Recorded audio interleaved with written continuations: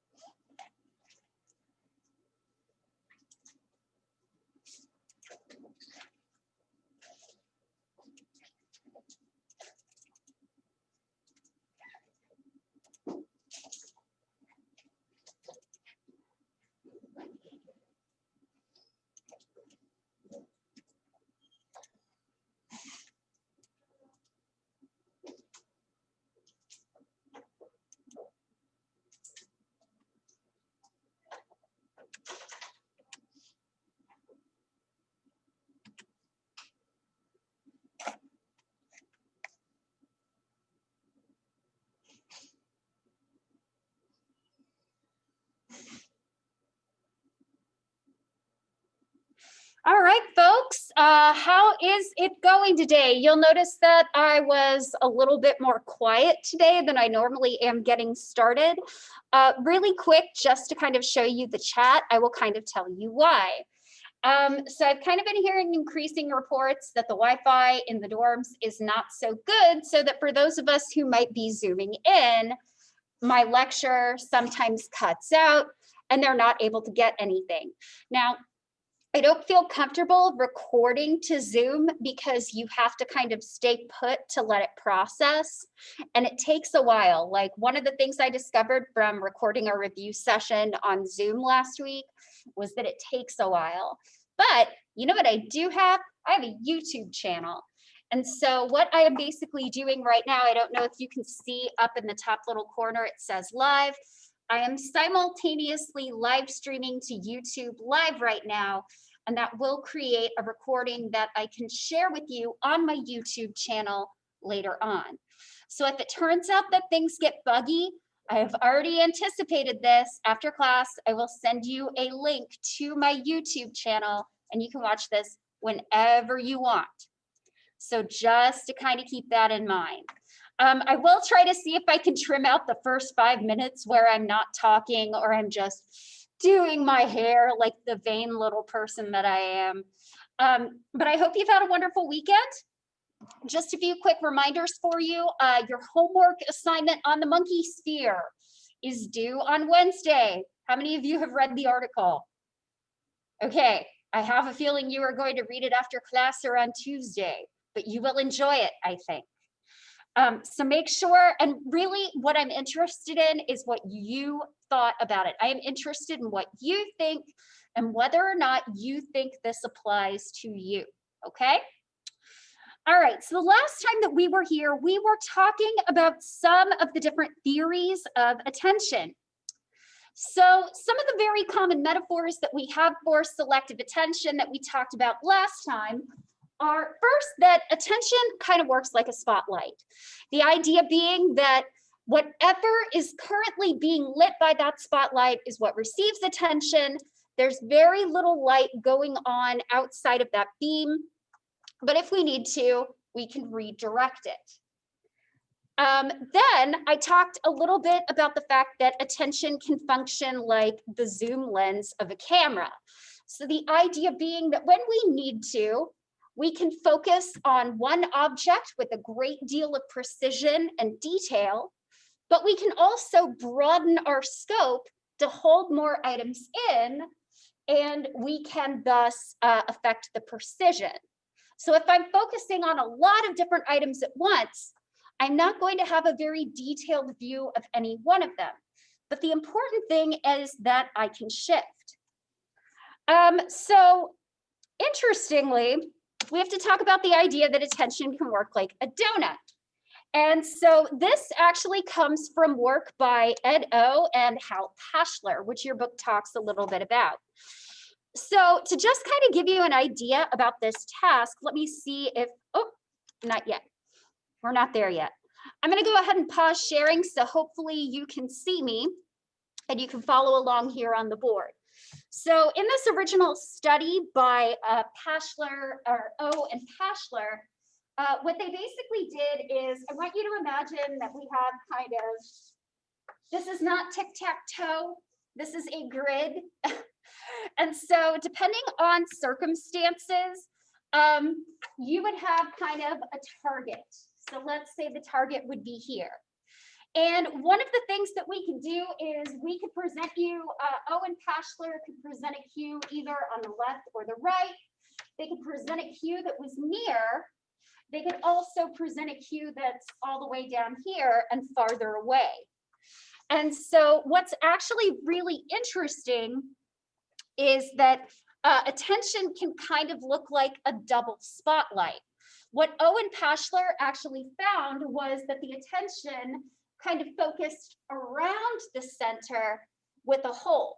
So interestingly enough, locations that are near the target were a lot more likely, to be targeted. So in this case, they showed split attention. Stimuli were presented in in regions that aren't adjacent to each other. And then they also talk about Morawetz. Stimuli were presented to 5 locations at once. 1 location was in the center. The other 4 were in the upper corners. When observers were told to attend to the upper left and the bottom right, there were peaks of brain activation in those areas, but there was less brain activation in between those locations, giving the idea that attention might actually function a bit like a donut. So focusing on nearby locations around a central focus, but with a hole in the middle. Now, your book kind of forwards the idea that attention is a lot more flexible than a zoom lens, but I would say flexibility is a hallmark of a zoom lens. And so really quick, I am going to toot my own horn just a little bit and show you some research that I've done that shows about the flexibility of attention. So there's actually a lot of evidence for a zoom lens focus of attention. So Mueller basically presented people with a string of digits. And depending on circumstances, they were either told to focus on one item in the center or to focus on all items in the center. And then they were probed with a digit that was basically, was this in the string that you saw? Generally, attention and detection tends to be fastest when you only have to focus your attention on a single item, right? If you're focused on one item, you can give that all the detail. Mueller and colleagues actually found that detection was slowest when you had to consider all possible items, suggesting that even though these items were all in attention, they did not receive as much detail or as much processing. And I'll try to keep this pretty quick for you. This is actually data from my doctoral dissertation back in 2011. We actually had instances where people had to maintain 2 different pairings. They had to maintain a pairing between a color and a digit and a shape and a letter. So for example, we'd show them a triangle and we'd tell them that's a W, like that's paired with W. We'd show them the color green and say, this is based on, in this case, if I show you green, that means 4. So then we'd combine the colored shapes. So if you saw a green triangle, that meant you had to click W4 on a grid. So we had a grid, I called it the battleship study because we had like X1 through 4 all the way to our W, X, Y, and Z through 4 in this nice 16 square grid. And so depending on the situation, either no items switched, one item, either shape or color switched, or both of the items switched. And in other cases, in another experiment, we actually trained people. We actually trained people a bit. So we would teach them certain pairs, such as a green triangle is W4, and that would be maintained throughout the experiment. And again, they would either get 0 items switched, 1 item switched, or 2 items switched. What's interesting is that when they're not trained, people are pretty flexible. So one of the things that you'll actually notice is that when only 1 item switches here, they're faster than if they have 2 items switch. But when you train people to remember a very specific pattern or a pair, if even 1 item changes, it takes the same amount of time as if 2 changed.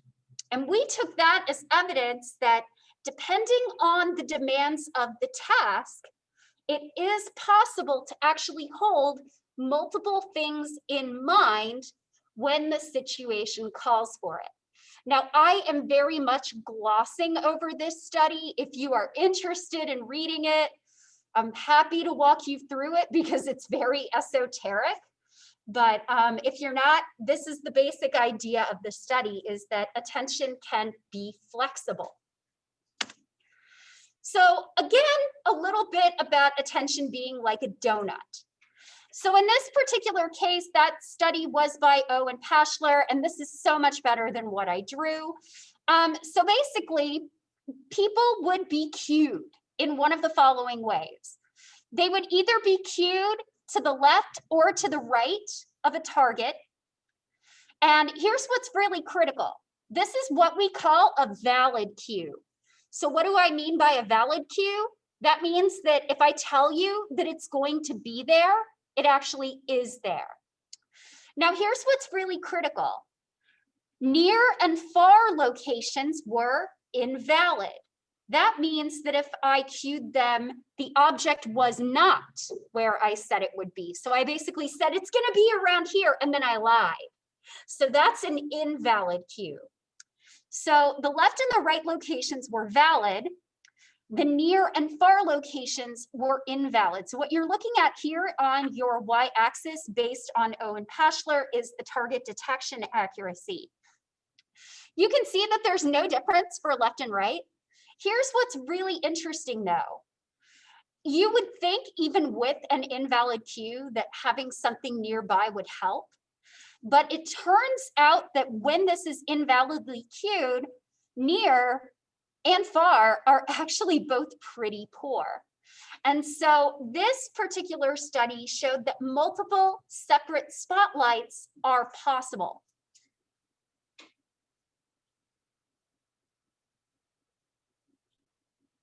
And again, if you'd like me to actually pull up this actual article so that you can go into more detail, just let me know. I don't always have access to these articles, but I know a lot of people who do. Plus, I also follow Hal Pashler on Twitter.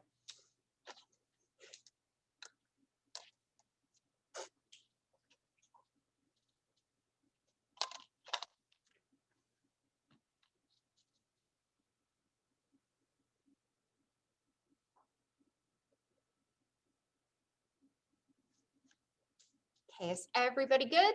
Anybody need some more time? Okay. Now, here's what's really critical. We've been spending a lot of time talking about stimuli that you're actually paying attention to. But that kind of raises the question, what do we do about stimuli that we're not paying attention to?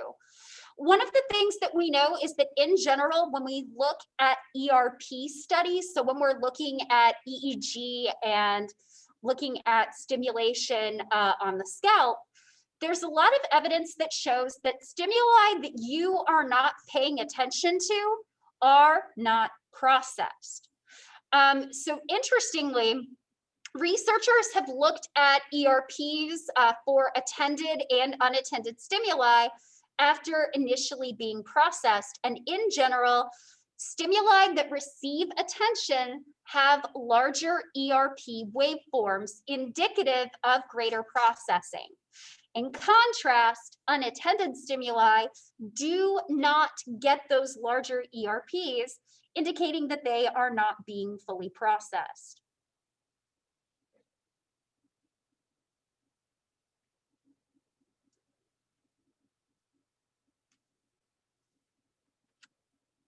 Oops, sorry, I got too excited.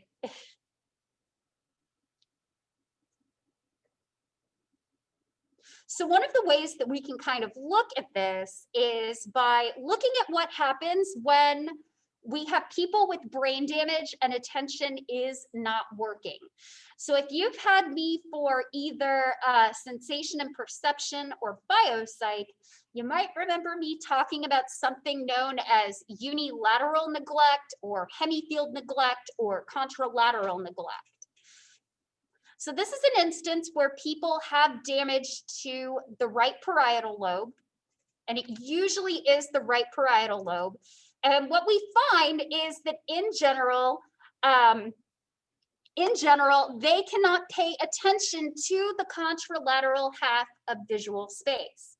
So based on what we know about the brain, we know that if you damage the right side of the brain, that is going to manifest with problems on the left side of your body. So if we damage the right parietal lobe, this often will manifest itself as difficulty paying attention to the left visual field. And so you can actually kind of see this in examples of both figure copying and spontaneous drawing. So this particular neglect patient is largely only copying about half of things. You will notice that with spontaneous drawing, there is some detail to the left side, but certainly not as much as there is to the right. Now, what's interesting is that we do know that neglect patients do actually pay attention to unattended stimuli. But here's what's really critical. There needs to not be a lot of other stuff competing for their attention. If that attentional load is low, they are able to pay attention to unattended stimuli. If the attentional load is high, they're only going to pay attention to things in the right visual field.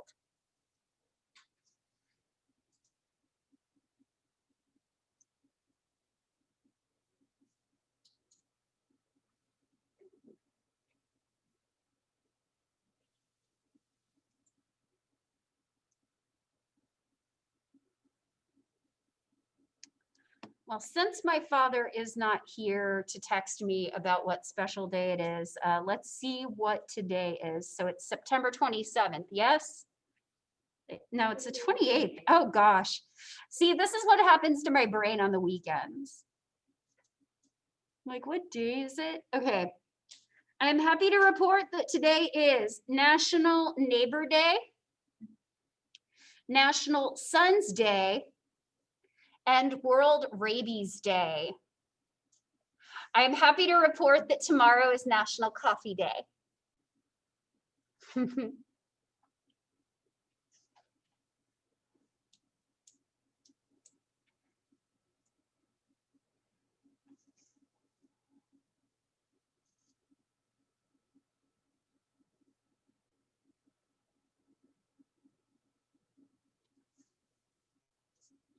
Okay.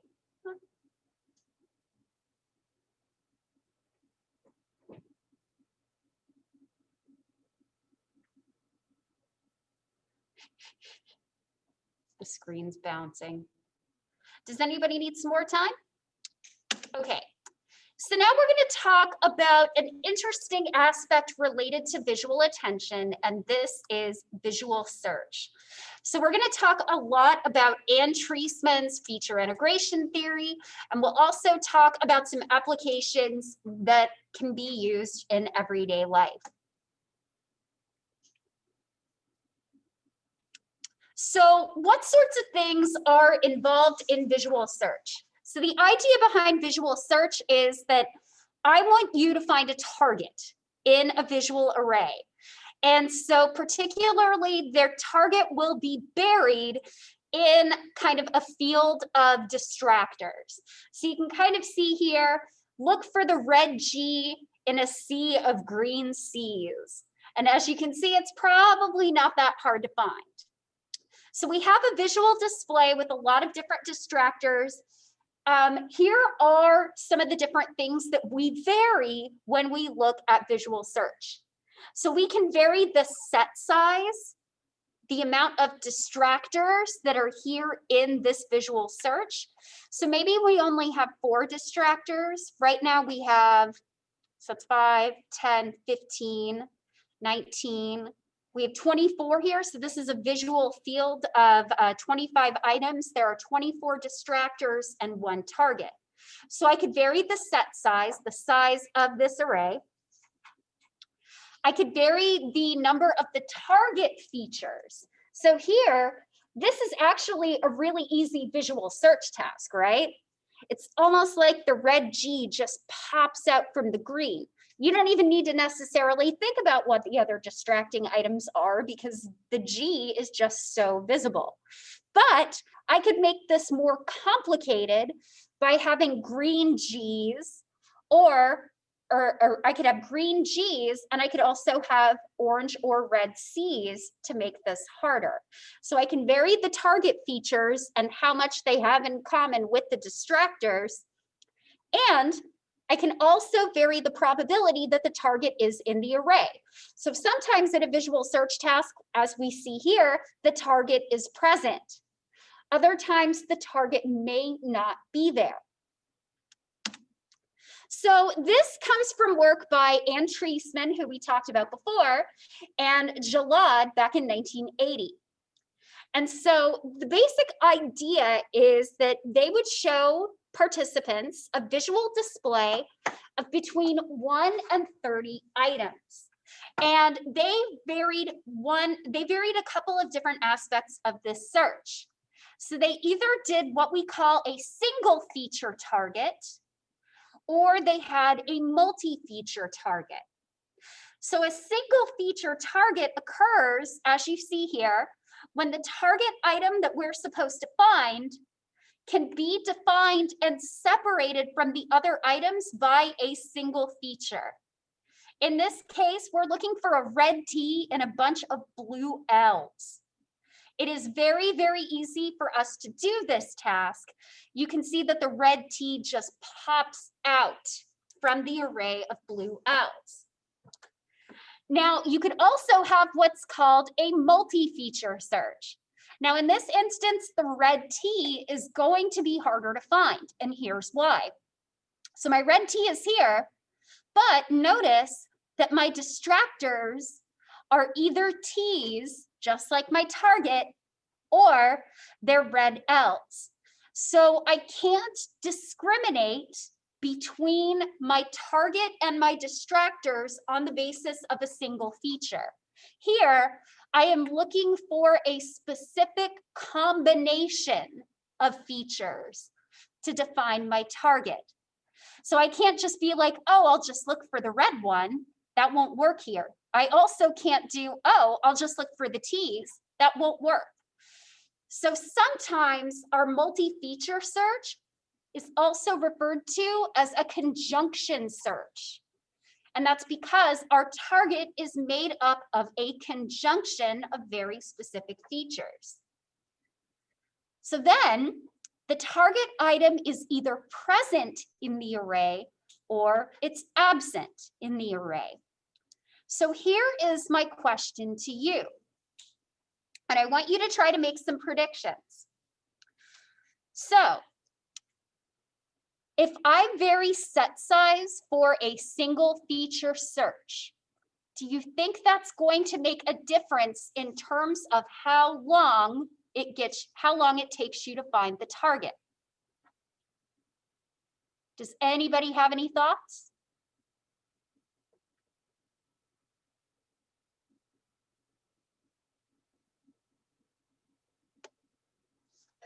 So right now we've got maybe about 16 features here.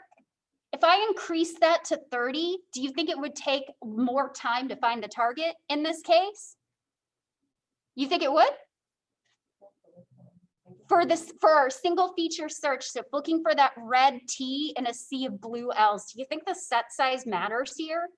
No, it's just going to pop right out. Do you think the more items I add here, the more time it's going to take? Absolutely. That's some really good intuition you use. It turns out that is exactly what we find. So I want you to kind of focus on our positive trials. So our positive trials are trials where the target is in the array. So for our positive trials for our single feature search, follow my cursor. It's that orange one right here with black circles. Notice that for a single feature search, it does not matter how big your set size is. Generally, you're going to find it equally fast whether there is 1 item, 5 items, 15 items, or 30 items in the array. Now compare that to our conjunctive targets, which here is the purple line with the black filled in circles. Notice that every time I increase my set size, the reaction time to respond increases. What this tells us is that when we are searching for a single feature target, that flat line shows that we do that in parallel. We can search all of the items in once, and the target just seems to pop out. When we have a multi-feature target, as we do here, that is actually serial search. We have to search through each single item one at a time until we find the target. Now notice that the positive trials, the trials where the target is there, is faster than when the target is not there. And that indicates that as soon as we find the target, we stop search. So notice that for my conjunctive targets where there's no item, you can see it's actually all the way off the graph. So here are the big kind of findings from TREISMAN and Gilad. You get faster responses when the target is present, and single feature search, as long as the target is present, is unaffected by the other number of items in the array. You search the whole array in parallel. Like generally, if you see a flat line with reaction time, that indicates a parallel search. If you see an upward slanted line like this indicates a serial search where you're searching through each thing one at a time. So what does this tell us about visual search? It tells us that single feature targets pop out from distractors. And this term actually has a name. It's called perceptual pop-out. Like I said, this uses parallel processing, and Treisman and Jalad actually took this a step further and said that you did not need attention to do this. This was a pre-attentive process. On the other hand, if you're using targets that are made up of a combination of features, as we see with a multi-feature search, you're going to have to do some serial processing. And you're going to need to integrate and combine those features. So how do we integrate those features? Well, Treisman believed that each of the different object features, such as color or letter or orientation, were stored on feature maps. And to be able to bind features appropriately, you needed to utilize attention.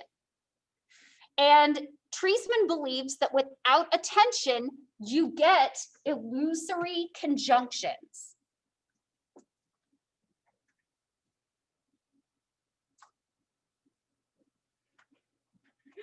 My nose keeps itching and I touch my mask, so I went to go grab some hand sanitizer.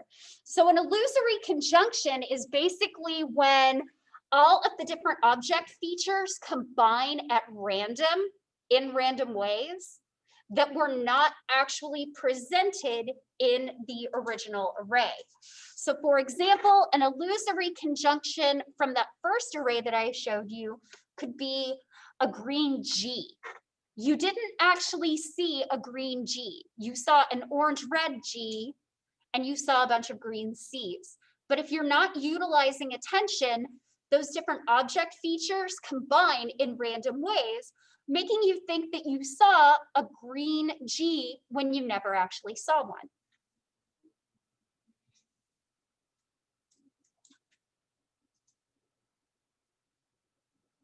Now, these illusory conjunctions, by the way, are only going to be based on things that you actually saw.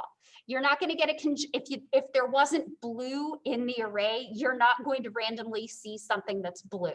It's going to be made up of a combination of features that are there, randomly combined.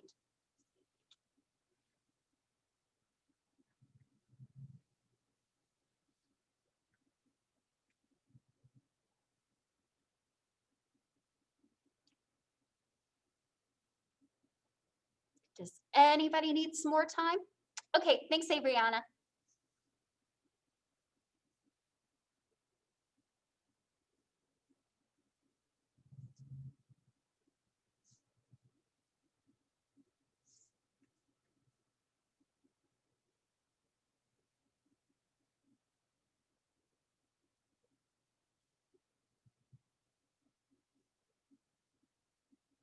Okay, thanks. All right, so it turns out, and I'm sorry, this is just Dr. Gilchrist tooting her own horn today. This is based off of some work that I started doing as part of a postdoc, even though I was working with my doctoral advisor at the time.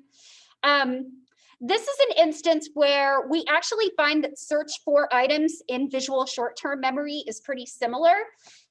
So if you go into my office, you should see a big giant poster that I have on my wall. It's basically of this study. So what we did is we kind of did something called a change detection task. I talked about this a little bit at the beginning of chapter 1. So the idea is that I give you a visual array of items. In this case, they ranged from 1 item all the way up to 6. And they saw that for about 500 milliseconds. Then the screen switched to blank, and then we tested them with a single item. And really all the participants had to do was say, yes, I've seen this before, in which case we call that an old probe. Or they said, no, I haven't seen this before. That would indicate a new item. So we presented them with either items they had seen before or items that were new. We additionally also presented them either items that were in the center of the screen or in the original location in which one of the items was. So one of the things that's interesting is that oftentimes when we do this kind of task, we're really interested in the accuracy, but nobody ever really talks about the search or the speed of search. And so I was actually really interested in that. So my doctoral advisor and I actually worked on looking at the speed of search. He collected data for me while I was at Georgia Tech. I collected some data from some Georgia Tech people as well. And so what's actually kind of interesting is that people are really good at noticing new things, and they don't have to search very hard to figure out that they're new. Now, does my data look like TREISMAN'S data? No, I wish my data were that clean. But in general, the slope of the line for new items indicated parallel search. In contrast, with older items that people had seen before, we found that the larger that the set size was, the longer it took them to respond, indicating that for items that they have seen before, search of items in visual short-term memory is serial. When it's new, you can search in parallel. So yeah, my data is not as clean, but we did look at the difference between the slopes of the lines, and there is, in fact, a significant difference. And it turns out that whether you put it in the center of the screen or the location that it was in, unless it's a part of the task, it doesn't really matter. So what does this look like in everyday life? So here's where Dr. Gilchrist kind of talks about cognition and emotion a little bit. And we'll talk about that more at the end of the semester once we've gone remote. In general, angry faces pop out to us. So one of the things that we know that is when you're younger, you tend to have what we call a negativity bias. Negative information sticks. Negative information stands out a lot more. As we get older, we actually shift toward a positivity bias. But what we actually find is that if we're looking at a bunch of different faces, angry faces actually pop out more easily than smiling faces do. And so I kind of talk about this in general psychology. This is what's known as the face in the crowd effect. An angry face actually pops out more than a positive, happy face, even when we're dealing with neutral faces. And it turns out that for whatever reason, this perceptual pop out does not work as well for happy faces. So when I was in college, I used to go to a website and they had this quote unquote self-esteem game. Apparently, the idea is that you need to get yourself exposed to other people's negative emotions, and that hopefully exposure to negative people's emotions would help you feel better about yourself. And so one of the ways that they did this, they would have you search for the happy face in the sea of unhappy faces. And supposedly this was being marketed as like a self-esteem booster. I guess the idea is that we spend so much time focusing on the negative, we don't focus on the positive that could make us feel better. But let's try this. You're gonna have to help me. Yeah. Allow once. So apparently this is a self-esteem game from McGill, or McGill, not McDill, that's an Air Force base. Click on the smiling, approving face as quickly as possible. Y'all are gonna have to help me. This is hard for me. All right, where's my happy face? Oh, I got him. Oh, there you go. Yep. Ah. Oh, there he is. Yep. Hey, maybe I'm better at this than I thought. See, part of the cheat is they're showing teeth. Top left. Oh, thank you. You were very good at this, Maya. Thank you. Oh, there he is. Middle No. left, yeah. Yep. So the idea is that by looking at these positive faces in a sea of sometimes negative, disapproving faces, unhappy faces, that this supposedly boosts your self-esteem. I don't actually know if it does that, but what I do know is that looking for a happy face and a sea of negative faces can be really hard.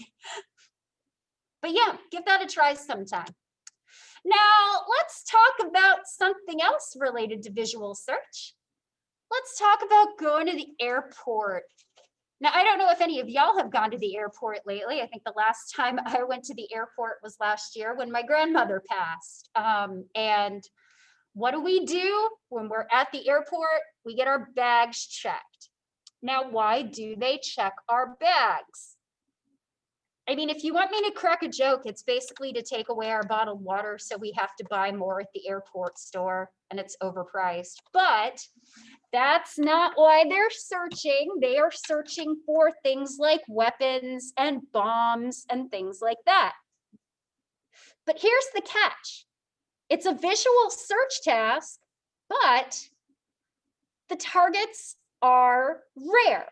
Now, it depends on what the target is. If we're talking about a firearm, that can actually be pretty common. I used to fly out of Atlanta, Hartsfield, Jackson. That was my home airport. Also very famous for probably having the most confiscated amount of firearms from the TSA. So we're not talking about guns or things like that. We're talking about bombs, which are absolutely a very rare target. And by the way, the next time you go to the airport, please don't talk about this research while you're waiting in line. Save it for another time. Save it when you get off of the plane and get out of the airport. This is not the time to talk about this study. But it brings up a really interesting point. Most people are not bringing bombs. In fact, there's probably a day where, I would say there are probably several days where none are found or no explosives are found. So when you're doing an airport security check, you are searching for something that by and large tends to not show up. Now, this is very different from a visual search task where a target might be present in a search array like 50% of the time. Here, the target is rare. And here's what's interesting. So Jeremy Wolf and colleagues basically had people do kind of an airport security check, and they would vary the amount of times that the target would show up. And it turns out that when target frequency is quite low, as it often is for bombs, detection dropped from 80% to 54%. That is just slightly above chance. Yes, it's there. No, it's not. Now, here's what's interesting. You would think that this means that a lot of people miss things. And it turns out that that's not true. It turns out what ends up happening, especially for these TSA agents, they did this, I think, with college students and with airport security. With airport security people, what we tend to find is that because they know it's rare, they'd rather be safe than sorry. So they're going to go after your pile of textbooks in your suitcase because your big stack of books might be a bomb and they can't tell from the camera. So what we often end up finding is that they make more mistakes, not because their attention is lapsing and they're missing something, but rather they're misclassifying something that's not dangerous as being dangerous. So it's a false alarm rate that starts going up. And you will think about that the next time you go to the airport.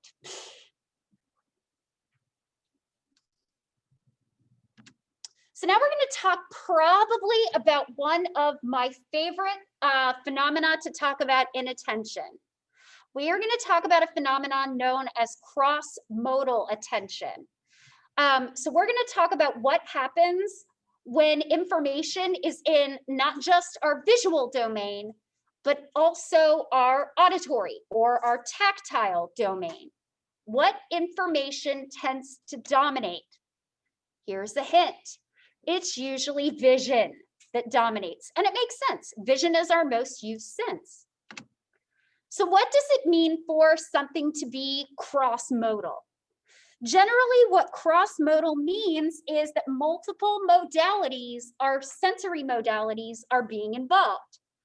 For example, class lectures. So obviously we don't do as many demonstrations as we used to. So there's a little less hands-on, but generally there is an auditory component, and there's also a visual component. So you're looking at slides. So how are cross-modal stimuli processed? And it turns out that in general, we integrate information from multiple modalities. So when you're listening to my lecture, right now, as you're integrating this information, you are not just paying attention to the visuals of the notes that you're writing, you're also hearing my voice say certain things. And I know that you do this because occasionally I get emails from students going, "You said the quiz was then." And I'm like, "Good, you remembered what I said. That was very nice." But here's what's really important. That unattended modality, the one that we're paying less attention to, is still being processed. All right, so really quick, I'm going to turn off the screen share. This is a question specifically for my Zoom people. Sorry, those of you who are in class, this will not work with you. I'm sorry. Okay, so I'm going to go ahead and stop share. So those of you who are Zooming in or live streaming on YouTube right now, can you hear me talking? I'm assuming yes. Okay, yes, okay. So here's my question. When you're hearing me talking here on the computer screen right now, where are you perceiving my voice as coming from? Is it coming from my mouth through my mask, or is it coming from somewhere else?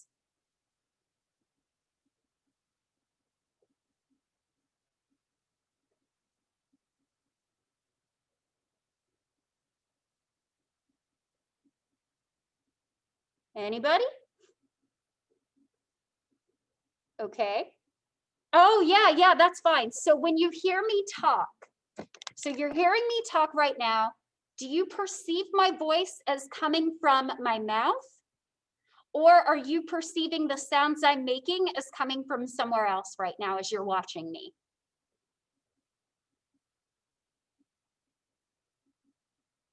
Okay, so that's really good, Maya. So Maya said she perceives it from my mouth. Here's my question, y'all.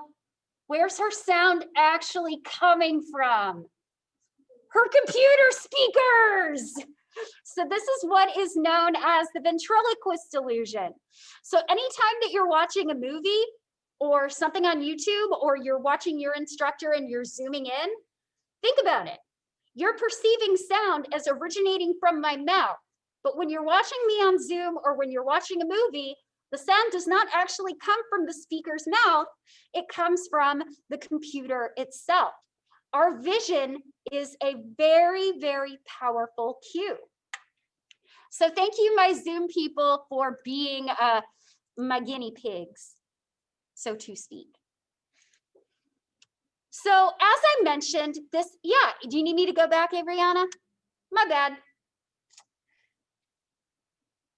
I get very excited when I talk about the ventriloquist illusion, as you can tell.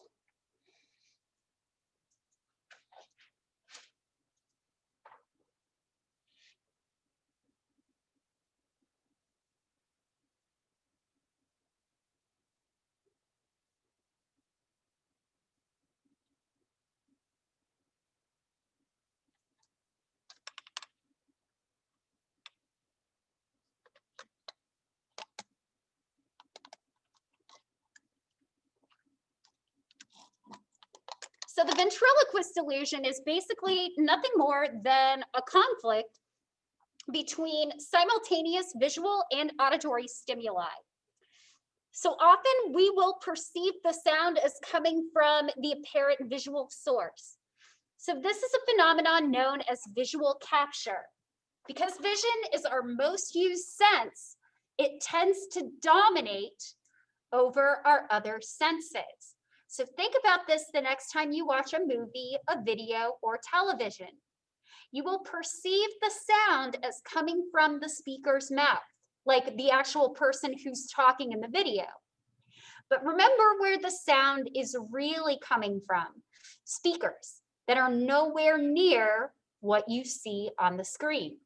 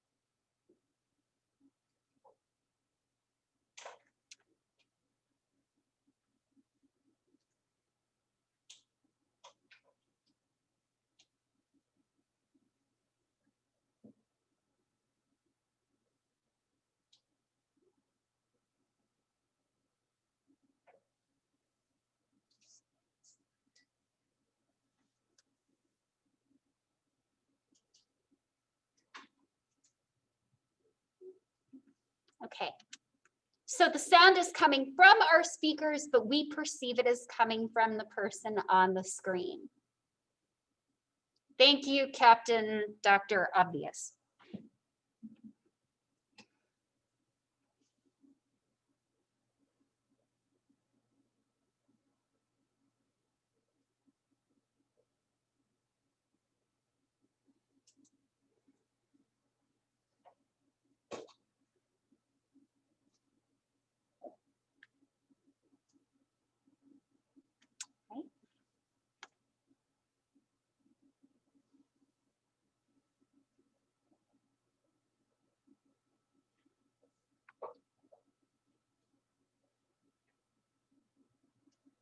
All right, one more slide and we'll call it a day.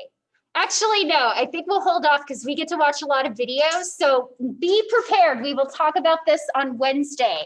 We're going to talk about cross-modal attention with tactile illusions, including the rubber hand illusion, the body swap illusion, and the body size effect illusion, which is sometimes referred to as the Barbie doll illusion.